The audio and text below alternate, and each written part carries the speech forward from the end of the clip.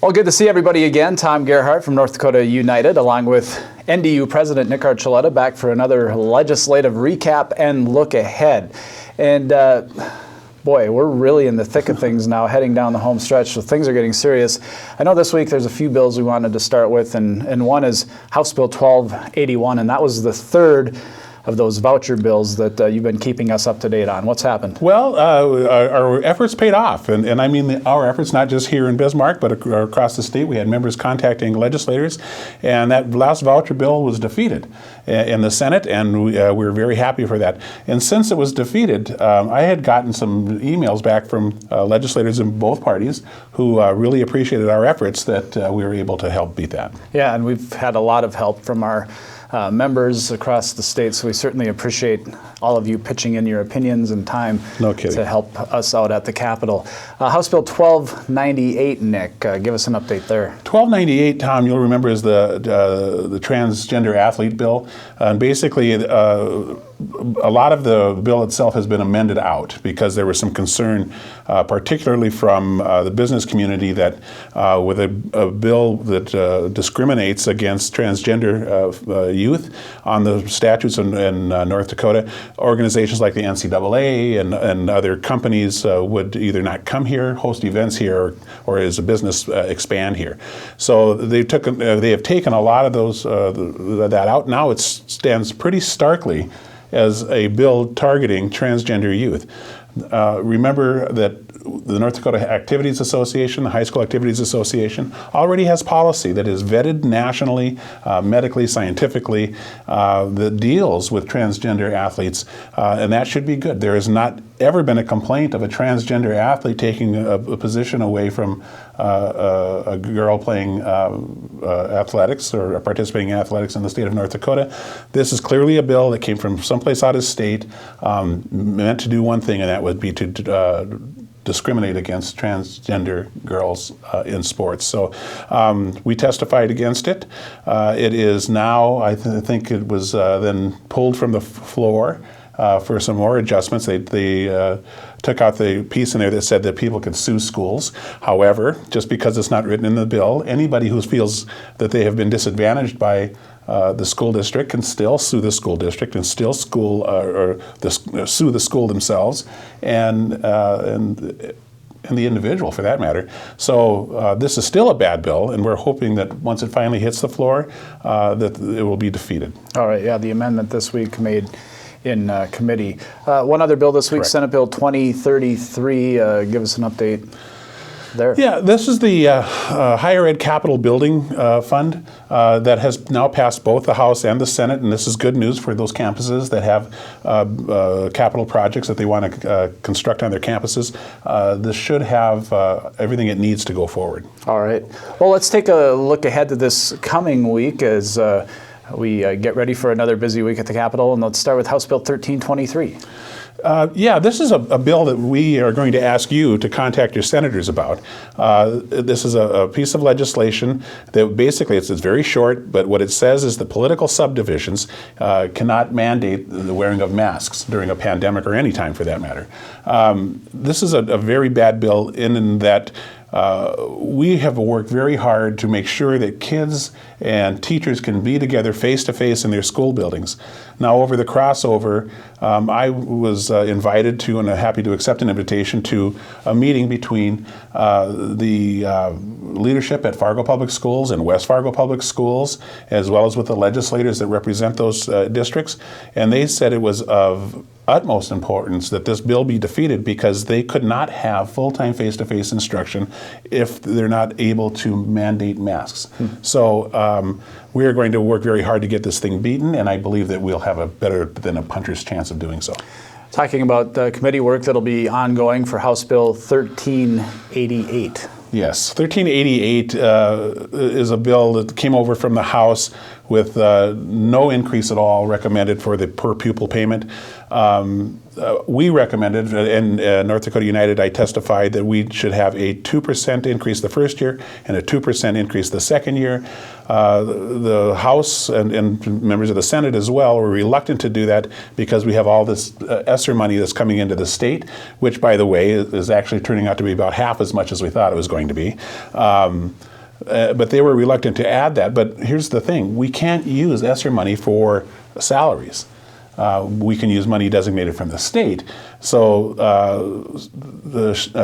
Chairman Shively at the Senate Ed Committee did put in an amendment for a 1% increase the first year, 1% the second year. That's likely to be what carries the day. We also wanted 70% of any new monies dedicated towards teacher salaries, and that is just not going to make it, I'm afraid. But it's a good amendment, but it's just not going to make it. Senate Bill 2003, that's funding for our university system, and that's ongoing and substantial. Where do things stand? Well, right now they're in the Appropriations Committee. And in the Senate, and they're working through those. It takes a great deal of time, as you mentioned, to work through those higher ed funding pieces. Just listening to them when the campuses are in the Capitol making their case for additional funding, that takes days and days. So now, as they're working through the details of it, that'll take some time too. Expect them to work on it for a good chunk of next week before we'll have anything to say more. Turn our attention to Senate Bill 2030, and you've told us a number of times this started out as a bill that really was a good bill and nobody paid much attention to, and it's become very controversial. Yeah, and it's become controversial for two reasons. One is that, well, let me just tell you, it's the challenge grant bill. And so these are 11 universities, colleges and universities in the state can get $1 of state money for every $2 that is raised by the institution's foundation for things like scholarships or researchers or whatever the case may be. So the problem with it, and everybody supports that. I mean, it's one of the most popular bills around because it really works. But this time in the Senate, there were two amendments that were put on. One to add the University of Jamestown and the University of Mary College, or the University of Mary, I should say, to the list of universities that could avail themselves of these challenge grant funds. We opposed, of course, because we don't believe that monies raised for public purposes should be used for private higher ed institutions, despite the fact they're two great universities, don't get me wrong. But this is just something that we have always done. And the second thing is there was an amendment put on that would prohibit any university from taking part in this, even if they had just a tangential relationship with a group like Planned Parenthood. It was problematic for the university system. So what's likely to happen is we're going to see some amendments. I think the amendment to take out University of Jamestown and University of Mary is going to succeed, and they'll move the challenge grants to a different bill and then leave as a standalone that prohibition about universities working with Planned Parenthood and other organizations like Planned Parenthood. It's unfortunate, but that's where we are right now. We will see what the final disposition is next week sometime. All right. Senate Bill 2215. Yeah, that's the bargaining bill. It's still around, if you can imagine. I testified against it in both the Senate and the House, as well as we had members that jumped aboard, and they testified against it effectively, I might add. This, however, is going to move forward. We're expecting the House to finish its work on the bill next week sometime. I believe that there will be an amendment that we would like to see. We'll see if it gets any legs, but we do know that we have made as good a case as we can make, and we'll see how it works out going forward. All right, let's turn our attention to a number of things going on within PERS. PERS right now, there are two bills, one in each now in each chamber's appropriation committee that deal with PERS. However, the die is not yet cast. We do not know exactly what the bills are going to say in their final form. So there are an awful lot of moving parts. One thing that we do know is that in the retirement side of it all, this legislature seems hell-bent on getting rid of the defined benefit contribution. And that is really unfortunate because we know that the defined benefit contribution is an incredible tool to recruit and retain high-quality public employees. We were on a call yesterday, you and I and Bob Marthaler from our lobby team, with the chairs of the Senate Appropriations Committee as well as the House Appropriations Committee.